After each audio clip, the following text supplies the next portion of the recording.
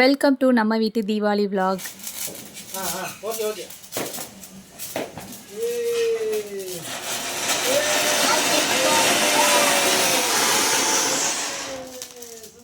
சித்து இங்க பாய்.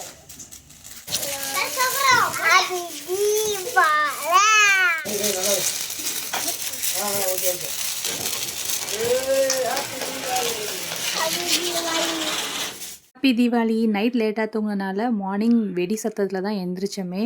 ஸோ எழுந்ததும் ஃப்ரெஷ்அப்லாம் ஆகிட்டு கார்த்திக் வீடெல்லாம் க்ளீன் பண்ணாங்க. குரூப் பிக்சர் எடுத்ததுக்கப்புறம் நம்ம ஆயில் பாத் பண்ணோம். ஸோ 2 பேரும் நல்லா ஆயில் பாத் பண்ணதுக்கப்புறம் குளிக்க வச்சுட்டு நியூ ட்ரெஸ்லாம் போட்டு விட்டாச்சு. நெக்ஸ்ட் நம்ம வீட்டில் சாமி கும்பிட போகிறோம். எல்லாரும் புது ட்ரெஸ் போட்டாச்சு.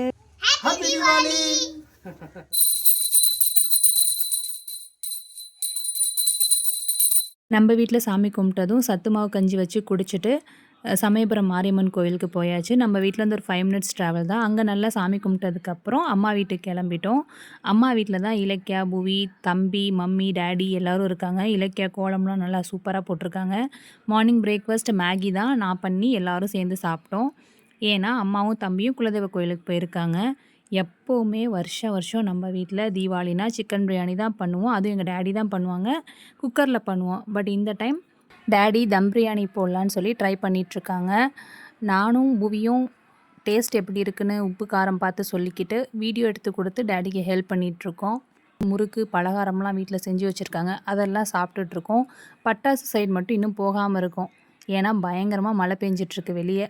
டேடி எப்போயுமே நல்லா சமைப்பார். அவர் சமைச்சு கொடுத்து நம்ம சாப்பிட்றது ஒரு தனி ஃபீல் தான்.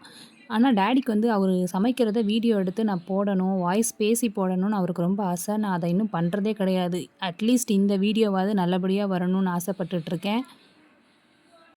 அந்த பிரியாணியில் மசாலாலாம் போட்டதுக்கப்புறம் ஒரு ஸ்மெல் வருமே, அப்பப்பப்பா எப்படா அதை சாப்பிடுவோன்னு இப்போ நான் வெயிட் பண்ணிகிட்ருக்கேன். இந்த டைம் கரெக்டாக எங்கள் அம்மா என்ட்ரி கொடுத்துட்டாங்க. ஏங்க கொஞ்சம் தண்ணி அதிகமாக இருக்குது அப்படிங்கிற மாதிரி. எக்ஸாக்டாக அதே மாதிரி தான் இருந்துச்சு.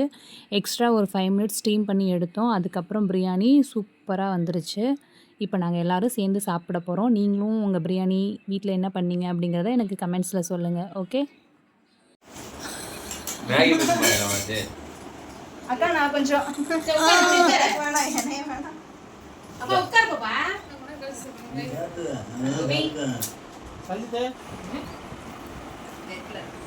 நீ உங்க பாருங்க